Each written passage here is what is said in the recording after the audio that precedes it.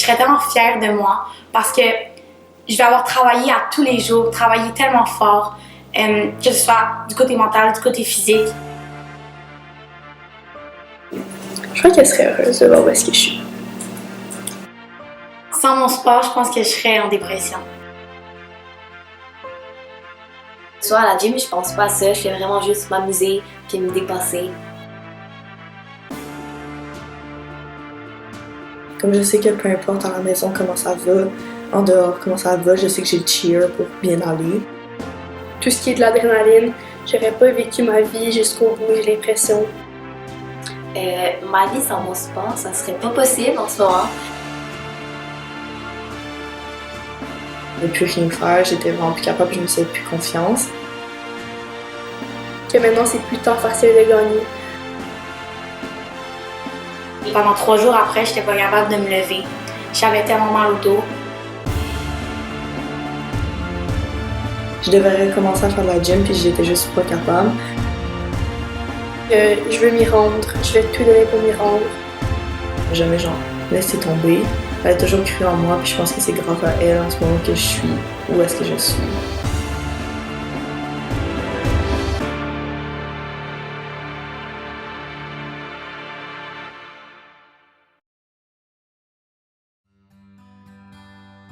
J'ai commencé le skier, je crois, avant que je puisse marcher.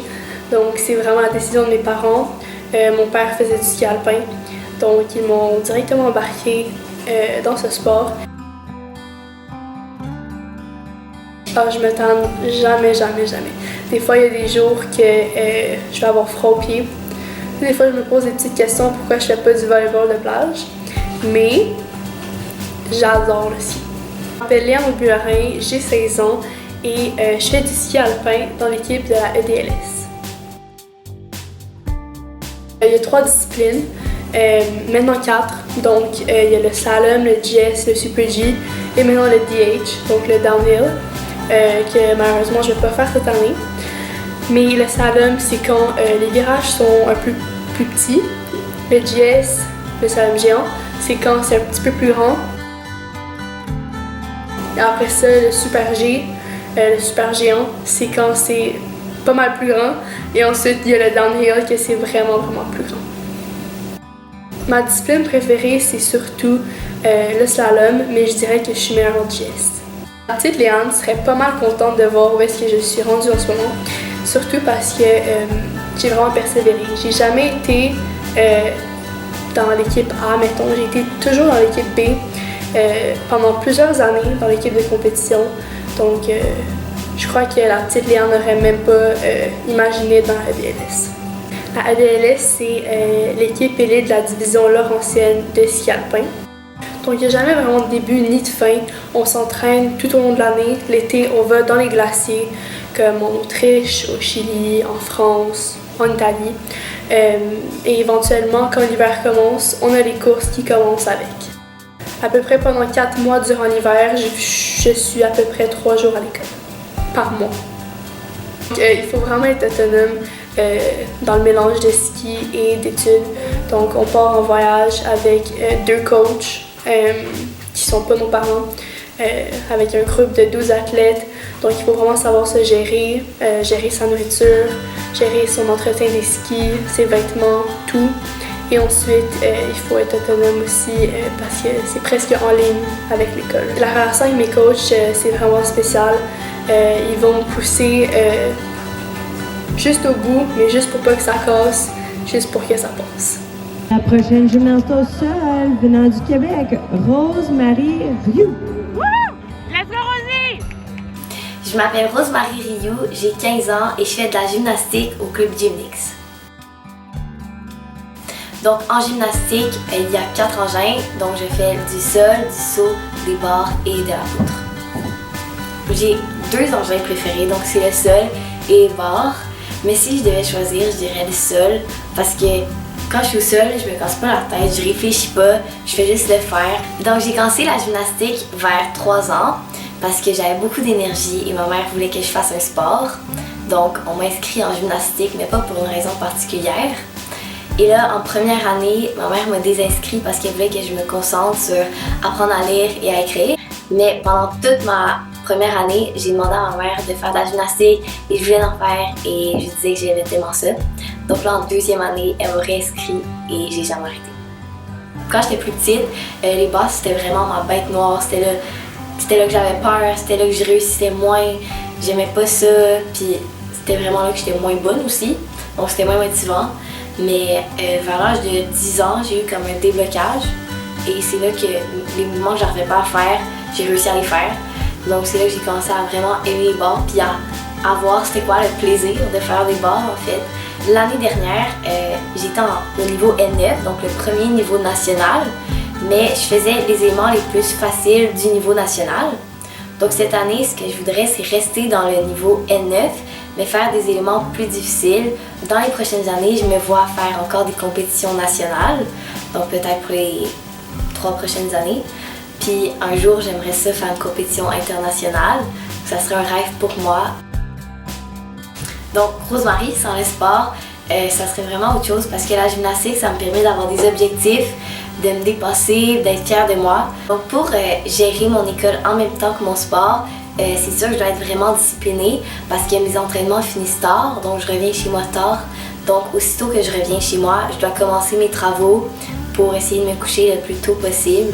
Donc c'est sûr qu'il faut vraiment que je sois à mon affaire et j'ai pas beaucoup d'autres temps libres que la gymnastique.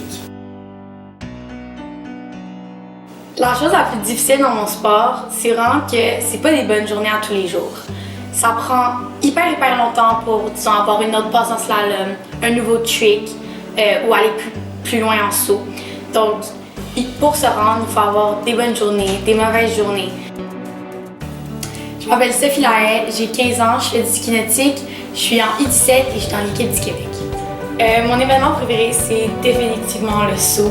L'adrénaline qu'on a quand on est dans les airs, c'est un sentiment qu'on n'a jamais dans une autre affaire. Donc du saut, on est sur 2 skis. On va faire les plus grandes coupes pour gagner le plus de vitesse et on va aller sur une rampe pour essayer d'aller le plus loin possible. Ensuite, du slalom, on va contourner des bouées à de très haute vitesse et à des cordes très courtes. Donc par exemple, moi, ma vitesse, ça va être 55 km/h et ma corde, ça va être environ 16-14 mètres de long. Et le but, c'est de contourner le plus de bouées. Et pour ce qui est des tricks, c'est de faire le plus de figures possibles, comme des 360, des flips, des sauts de vagues, etc. pour gagner le plus de points possible. Durant l'hiver, j'ai des entraînements 4 fois par semaine, 2 fois par semaine avec un entraîneur privé et 2 autres fois par semaine au gym à l'école durant le midi, avec un programme qu'il m'a donné. Et quand je pars en Floride, je partirai environ, mais ça dépend des fois, mais je pars à chaque 6 semaines, des fois pour 10 jours, des fois pour 15 jours, des fois pour 5 semaines, ça dépend vraiment du moment dans l'année. Donc j'ai commencé à faire du ski nautique à 6 ans. Je faisais du 2 ski, mon père me disait qu'il adorait faire du ski nautique, donc j'ai toujours voulu essayer, voir c'était quoi le feeling qu'on avait quand on faisait du ski nautique. Et j'ai tout de suite tombé en amour, donc à tous les jours, je voulais en refaire, je voulais retourner. Jusqu'à ça, j'ai commencé à faire du 1 ski à 8 ans. Et je suis vraiment tombée en amour avec le sport à ce moment-là. Et à l'année 2019, j'ai trouvé un camp d'été avec mon ami, qui était un camp de ski nautique près de mon chalet. Donc c'était vraiment quelque chose que je voulais aller faire. Donc je suis allée là-bas, j'ai adoré le camp, c'était tellement amusant. On était comme une famille, on n'était pas beaucoup, on était peut-être 8, mais c'était juste le meilleur camp que j'ai jamais eu de ma vie. Et je suis retournée l'année d'après. Et l'autre année d'après, donc l'été 2021, c'est là que j'ai commencé vraiment à m'améliorer. Et à chaque semaine, je voulais retourner. Je voulais être encore meilleure. À chaque semaine, je disais à mes parents, je vais aller la semaine prochaine, je vais aller la semaine prochaine. Puis j'ai fini par faire tout l'été au camp. Puis je suis vraiment tombée en amour encore plus avec le sport. Puis c'est là que j'ai commencé à faire de la compétition.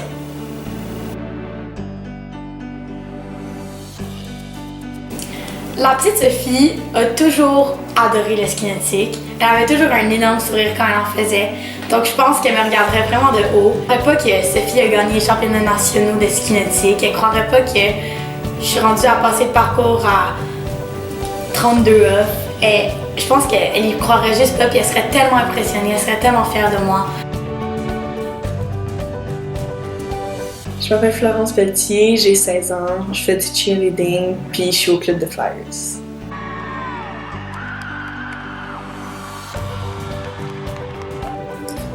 J'ai commencé le cheer parce que j'étais tannée de faire de la gym, puis j'avais besoin de changer. Mais j'aimais le club que j'étais au début. Je suis dans Phoenix, donc c'est une équipe U18 Small Co-Ed niveau 5. Donc Small Co-Ed, c'est qu'on a droit seulement à 4 gars, et nous dans Phoenix, on a 4 gars. On s'entraîne environ 6 heures par semaine. Ensuite, je suis dans le VIP. C'est un sport-études, c'est un U18 niveau 3 Co-Ed aussi. Nous, par contre, on a seulement un gars. On s'entraîne environ un total de 15 heures par semaine. Donc, à cause de VIP, je suis dans un sport-études à l'école. Donc, j'ai de l'école le matin, donc de 8h à midi. Et par la suite, il y a un autobus qui vient me chercher à l'école et qui m'emmène directement au gym. Et de 1h30 à 4h30, c'est seulement dédié au cheer et on pratique, tout dépendant des jours, les compétences au cheer.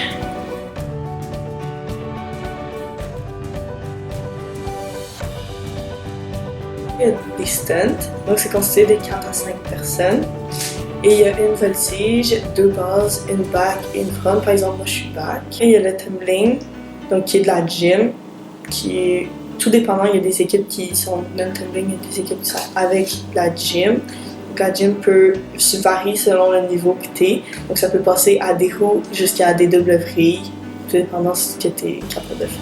Les sauts, c'est généralement le 3/4 de l'équipe qui vont sauter dans les airs en exécutant un mouvement avec leurs jambes. Puis ensuite, il y a la pyramide qui est en fait plusieurs stuns que les voltiges vont être connectés ensemble. Souvent, la pyramide, c'est le moment où on exécute des skills de niveau plus élevé vu que les voltiges sont connectés. Ensuite, il y a la danse. C'est souvent la fin de la routine. Il y a quelques équipes qui décident de mettre la danse avant la pyramide, mais c'est plutôt rare. Donc, j'ai pas vraiment d'idole, mais j'ai toujours regardé Lindsey Vonn. Donc là, elle a pris sa retraite, mais elle s'est blessée je sais pas combien de fois. Elle est toujours revenue sur le circuit, elle a toujours recommencé jusqu'à vraiment ce qu'elle puisse plus. Donc, je l'admire pas mal. La personne qui m'inspire vraiment dans mon équipe et tout, ça serait Mina. C'est vraiment un bon back. Puis il a vraiment de la belle gym, puis il est juste vraiment bon, son attitude est vraiment nice, il est toujours positif, il encourage toujours tout le monde, puis il est comme ami avec tout le monde, tout le monde l'apprécie vraiment, donc je suis une personne que je voudrais lui ressembler, ça serait.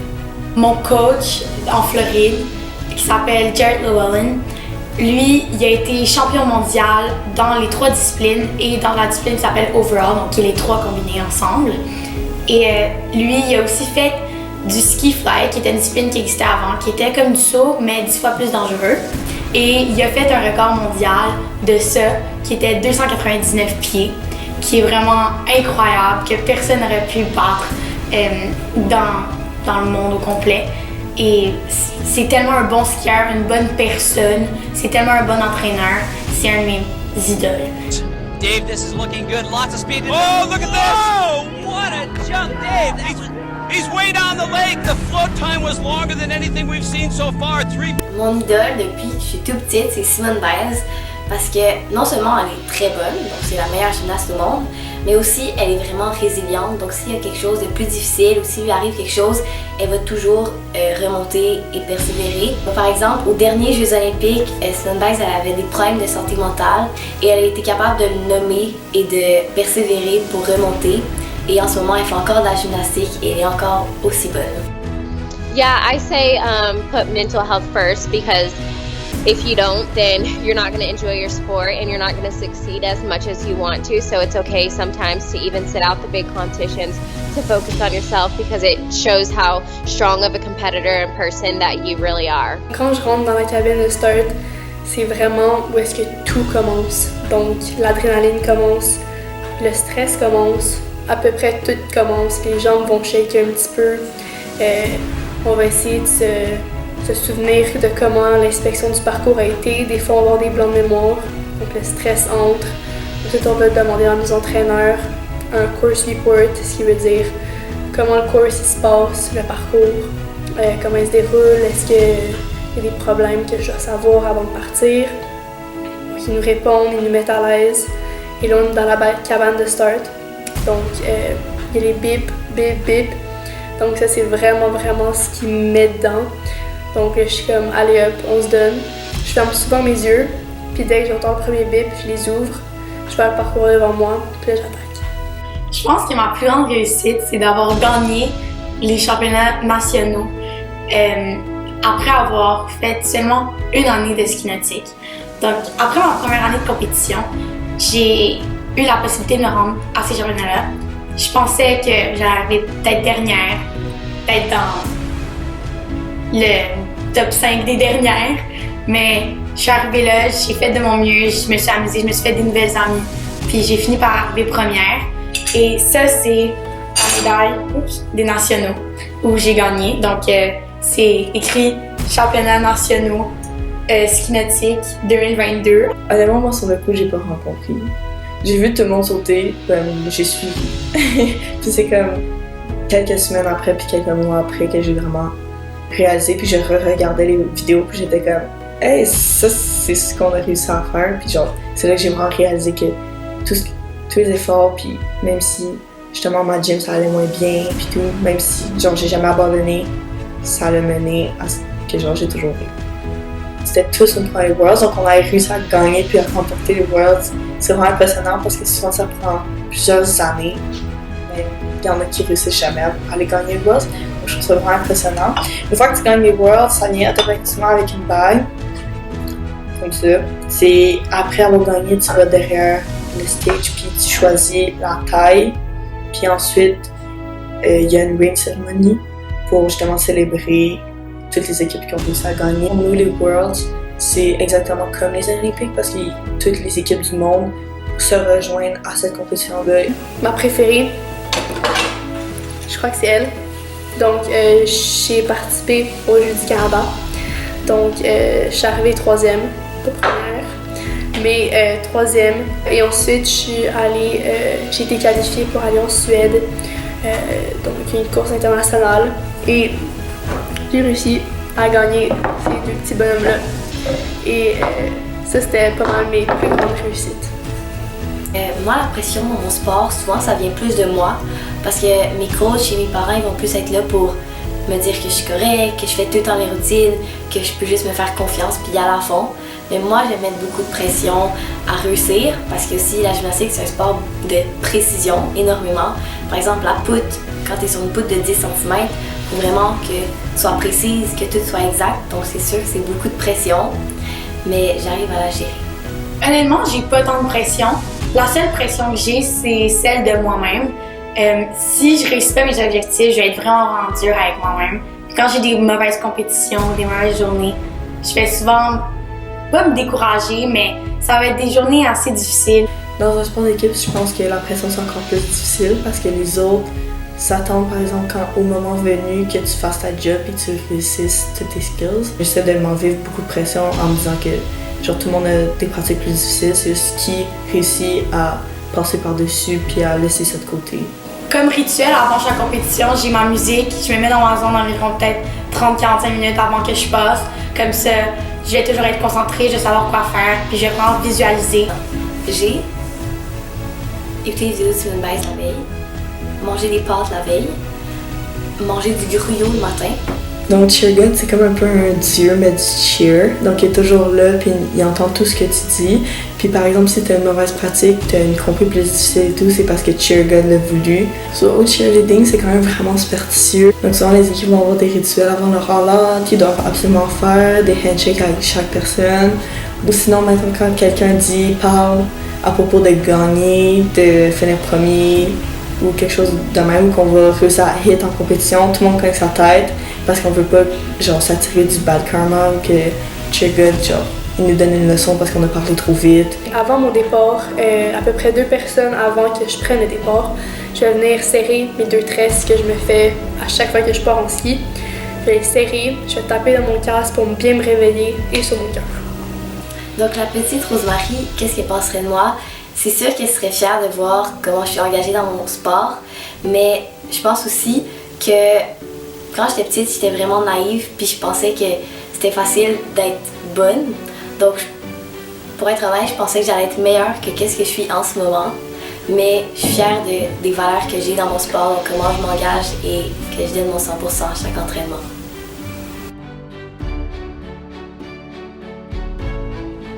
Je pense que ma plus grande peur face à mon sport, c'est de me blesser assez gravement. Ça arrive quand même souvent en ski nautique que les gens se blessent. Moi, il y a 2 ans aux nationaux, j'aurais pu me blesser quand même gravement. J'étais dans ma passe difficile, donc 22 off à 52 km/h, avec mon petit corps de 5 pieds à 13 ans. Et j'ai traversé la vague, mon ski a planté dans l'eau. J'ai fait environ 5 pirouettes et j'ai eu des gros problèmes de dos suite à ça. Je me suis déjà blessée l'an passé à une compétition. Je me suis fait une entorse à la cheville. J'ai réussi à m'en sortir quand même bien. Ça n'a pas été une si grosse entorse. Quoique moi-même, je me suis poussée puis je me suis mis la pression pour pouvoir continuer parce qu'il y avait des nouvelles personnes qui arrivaient dans l'équipe, donc je ne voulais pas me faire remplacer autant possible. Ce qui est plus dur, c'est que des fois on réussit pas. Souvent on réussit pas. Puis il faut être capable de continuer puis de se dire que c'est en ratant qu'on va s'améliorer. Au cheer, il y a vraiment beaucoup de préjugés. Par exemple, quand tu dis aux gens que tu fais du cheer, la plupart pensent que c'est pour les équipes de football avec des pompons, puis tu vas juste encourager les équipes quand c'est vraiment pas ça qu'on fait. C'est vraiment plus difficile que ça. Il y a plusieurs personnes qui pensent que la gymnastique c'est des roues et des pirouettes et qu'on est juste là pour s'amuser et faire les clowns. Mais en fait, c'est vraiment plus dur que ça. C'est difficile, c'est exigeant au niveau du cardio, des muscles et il faut développer plusieurs qualités pour faire de la gymnastique comme la flexibilité, la force, la puissance. Et il faut avoir aussi plusieurs qualités parce qu'il y a 4 engins. Donc il faut pas juste que tu sois bonne. C'est pas juste être bonne dans un sport, c'est comme être bonne dans 4 sports parce qu'il y a 4 engins différents qui demandent des qualités différentes. Donc c'est vraiment difficile. En faisant du ski nautique, tu as un sentiment que tu n'auras jamais en faisant quelque chose d'autre. Quand tu voles dans les airs en saut, quand tu fais un flip sur l'eau ou quand tu tournes des bouées à 55 km/h, tu feras pas ça avec un autre sport. Alors, j'aimerais ça que les gens ils sachent que de 1, c'est pas un sport facile, puis de 2, que les sentiments qu'on a en faisant ce sport-là, c'est juste incroyable, puis ça se reproduira jamais dans un autre sport. Les filles au cheer, on est vraiment quand même bien représentées, je dirais. Genre, c'est vraiment un sport majoritairement de filles, puis peu importe ta grandeur, ta grosseur, comment t'as une place dans peu importe les équipes. Depuis que je suis toute petite, mon plus grand rêve c'est d'aller aux Jeux Olympiques, mais au Canada il y a beaucoup de bonnes gymnastes, donc c'est dur de sélectionner pour aller là, mais ça reste un rêve pour moi. Les femmes sont extrêmement inspirantes et fortes, donc on le voit vraiment dans le domaine du sport. On voit comment les femmes persévèrent, comment elles sont déterminées. Comme maintenant, dans le ski alpin, Michaela Schifrin vient d'atteindre, je crois, c'est 91, podium numéro 1. Donc, girl power. Un conseil que je donnerais à quelqu'un qui commence la gymnastique, c'est vraiment de se faire confiance et d'aller à fond. Donc, quand tu aimes quelque chose, de donner ton 100% pour te rendre le point que tu peux et d'avoir confiance en soi. Le conseil que je donnerais à quelqu'un qui commence, c'est de pas abandonner, qui va avoir vraiment des passes vraiment rough, surtout quand ils vont évoluer. De plus tu évolues au cheer, plus ça devient difficile, puis plus que les pratiques deviennent rochantes puis fatigantes mentalement. Quand tu es à une compétition, est-ce que tu aimes mieux, genre, pas bien faire à une compétition pas importante ou pas bien faire au Worlds? Pas bien faire à une compétition importante. Alors là, si tu n'as pas bien fait à cette compétition-là, tu prends ton bouton, tu le tournes, puis cette compétition-là est en arrière, puis tu apprends cette compétition-là pour te rendre encore plus forte. Je leur dirais de ne pas se poser trop de questions. Juste de vraiment faire ce que tu veux. Juste continuer tes rêves, même s'il y en a qui pensent que c'est vraiment impossible. Juste continuer. Dès le jeune âge, on pense que c'est impossible d'aller loin en ski. Mais juste pas trop se poser de questions.